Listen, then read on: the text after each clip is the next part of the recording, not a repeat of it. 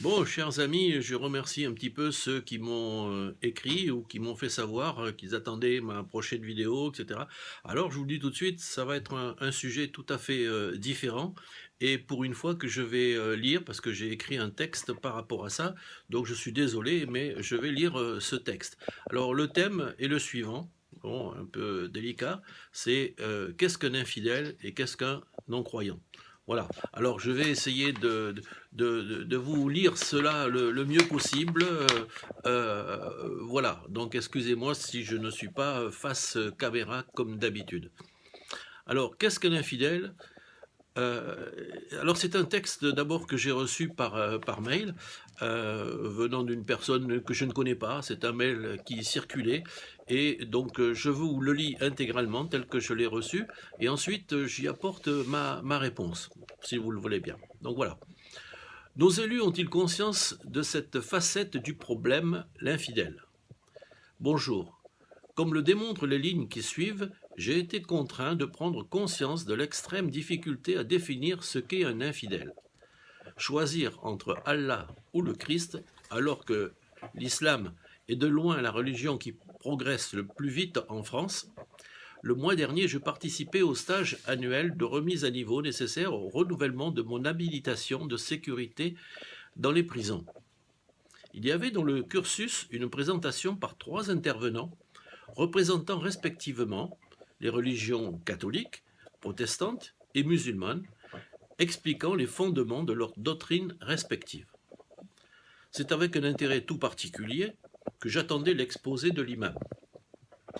La prestation de ce dernier fut remarquable, assortie d'une projection vidéo. À l'issue des présentations, vint le temps des questions-réponses, et lorsque ce fut mon tour, je demandai: je vous prie de me corriger si je me trompe, mais j'ai cru comprendre que la majorité des imams et autorités religieuses, excusez-moi, je tourne la page, voilà, ont décidé le djihad, guerre sainte, à l'encontre des infidèles du monde entier, et qu'en tuant un infidèle, ce qui est une obligation faite à tous les musulmans, ceux-ci sont assurés d'aller au paradis. Dans ce cas, pourriez-vous me donner la définition de ce qu'est un infidèle? Sans rien objecter à mon interprétation et sans la moindre hésitation, l'imam répondit: un non-croyant. Je rétorquai: alors permettez-moi de m'assurer que j'ai bien compris.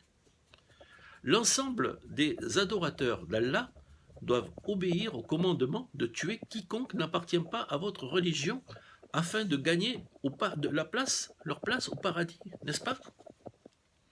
Son visage, qui affichait jusqu'alors une expression pleine d'assurance et d'autorité, se transforma soudain en celui de gardement surpris, la main dans le pot de confiture. C'est exact, rétorqua-t-il dans un murmure. Je repris: eh bien, j'ai beaucoup de mal à essayer de m'imaginer le pape Benoît XVI exhortant tous les catholiques à massacrer nos co-religionnaires ou le pasteur Stanley en faisant autant pour garantir aux protestants une place au paradis. L'imam se trouva sans voix. Je poursuivis: j'ai également des difficultés à me considérer comme votre ami. Lorsque,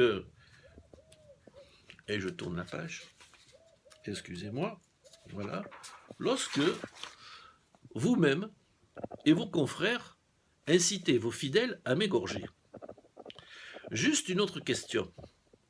Choisissez-vous de suivre Allah qui vous ordonne de me tuer afin d'obtenir le paradis, ou le Christ qui m'incite à vous aimer afin que j'accède moi aussi au paradis, parce qu'il veut que j'y sois en votre compagnie? On aurait pu entendre une mouche voler, tandis que l'imam demeurait silencieux. Inutile de préciser que les organisateurs et promoteurs du séminaire en question de formation à la diversification n'ont pas particulièrement apprécié cette façon de traiter le ministre du culte musulman, islamiste, et d'exposer quelques vérités à propos des dogmes de cette religion. Au cours des 20 années à venir, il y aura suffisamment d'électeurs musulmans en France pour pour installer un gouvernement de leur choix avec l'application de la charia en guise de loi. Il m'apparaît que tous les citoyens de ce pays devraient pouvoir prendre connaissance de ces lignes, mais avec le système de justice et de médias libéraux combiné à la mode démente du politiquement correct, il n'y a aucune chance que ce texte soit largement publié. C'est pourquoi je vous demande de le diffuser à tous les contacts de votre adresse, de votre carnet d'adresses Internet. Bon, c'est ce que je fais, mais en plus, j'y apporte une réponse vidéo qui est la suivante. Elle est personnelle. Permettez-moi d'ajouter donc un petit commentaire personnel à cet exposé que je veux bien transmettre, mais en rétablissant certaines vérités. Excusez-moi, je tourne la page. En effet, après avoir vécu suffisamment en Afrique et avoir eu de nombreux amis musulmans, il faut quand même apporter une précision à la définition du terme non-croyant. J'ai eu aussi souvent des conversations avec eux sur la religion et Dieu. Je leur ai demandé, voilà, je ne peux pour des raisons objectives mais personnelles adhérer à une quelconque religion que j'estime avoir été conçue par des hommes, donc imparfaits, et même si elles ont été inspirées par des prophètes.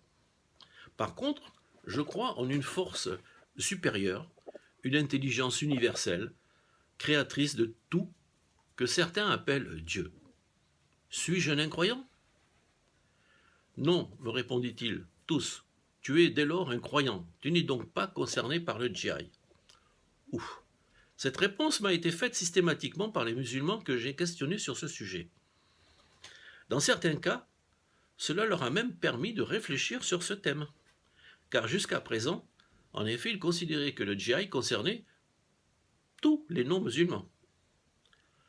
Or, cela n'est pas dit ainsi dans le Coran. Le Coran dit les non-croyants. Or, un catholique est un croyant. Et même si les catholiques considèrent Jésus comme divin, les musulmans le considèrent, eux, comme un prophète, et nous partageons ou croyons au même Dieu unique, de même que les Juifs. Il faut donc transmettre les messages dans leur réalité ou faire en sorte de la rétablir. Même et surtout auprès des musulmans qui n'auraient pas eu à réaliser cette différence de taille. Ceci dit, bien sûr, on peut non plus pas cautionner, d'égorger des non-croyants, c'est-à-dire des gens qui, pour le coup, ne croient pas en un Dieu unique et créateur de toutes choses. Car il s'agit là d'esprits purement cartésiens qui sont complètement hermétiques à toute réflexion spirituelle, mais de bonne foi. Je parle là de ces non-croyants. Or, parmi ces gens-là, nombreux sont ceux qui ont un comportement dans la vie de tous les jours parfaitement humain, juste et bon, et qui diffusent des sentiments d'amour autour d'eux, voire de tolérance, de partage, de respect même, etc. Et bien souvent, qui ont une vie bien supérieure en honorabilité à une grande majorité de pratiquants religieux, quelle que soit la religion dont ils prétendent être adhérents. Faut-il donc égorger pour autant des personnes qui n'ont pas la capacité à concevoir un concept de la création qui de toute façon nous dépasse largement en intelligence? Voilà un sujet sur lequel j'invite nos amis musulmans à méditer, et les autres aussi. Dieu a-t-il voulu réellement inciter ses disciples à égorger ceux qui ne croyaient pas en lui? Ou plutôt à combattre les forces du diable et de l'intolérance? Il faut quand même savoir interpréter les textes, et surtout les textes sacrés qui ont été écrits à une époque, des siècles en arrière, où pour se faire comprendre, les hommes contemporains, les hommes de l'époque, il fallait peut-être utiliser des images ou paroles, paraboles, chocs. De la même façon qu'un père parlant à son jeune enfant doit un peu lui faire peur pour l'obliger à se conduire de telle ou telle manière sans pouvoir lui faire comprendre que c'est mieux pour lui et dans son intérêt, il comprendra plus tard quand il aura la connaissance. Je crois que pour les textes sacrés, c'est la même chose. L'interprétation des textes sacrés demande une grande sagesse. Il faut se méfier de l'interprétation hâtive de l'homme en général. C'est aussi pourquoi j'invite les adversaires du monde musulman à réfléchir eux aussi sur une récupération à la lettre des textes du Coran qui semblent vouloir désigner les musulmans comme de vulgaires égorgeurs de moutons, en l'occurrence les non-croyants. À ce propos d'égorgeurs de moutons, comment nous, qui jubilons devant des spectacles de tauromachie, qui disposons d'abattoirs industriels, de bovins et autres, pouvons donner des leçons de bonne conduite en la matière, nous qui bouffons de la viande à chaque repas ou presque.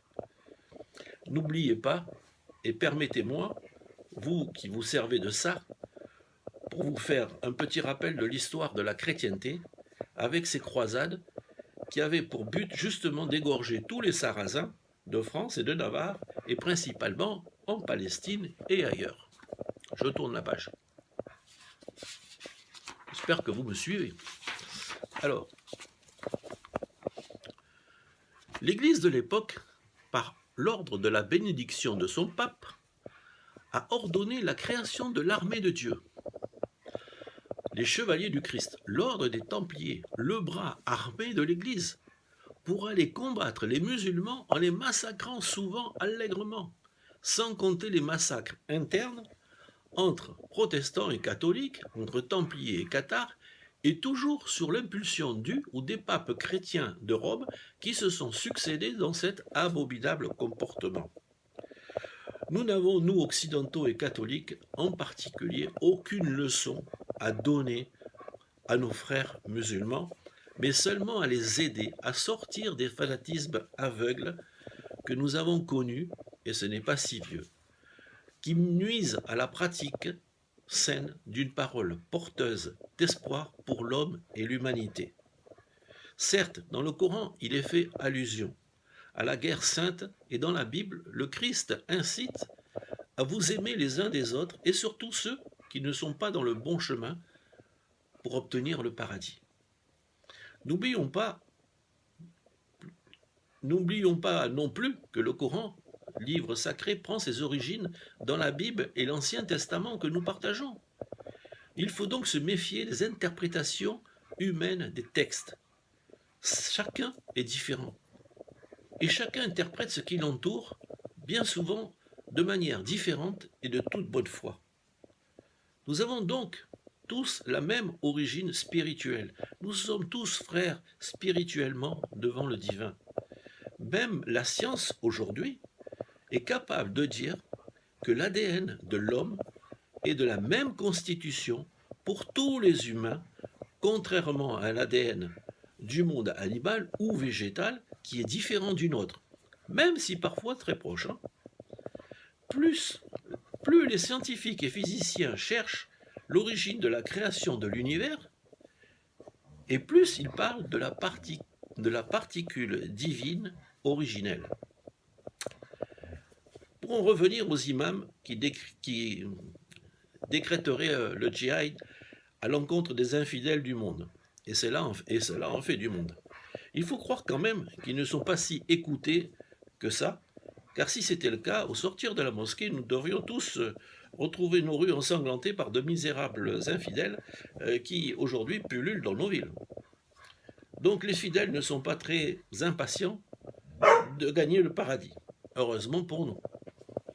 Je tourne la page.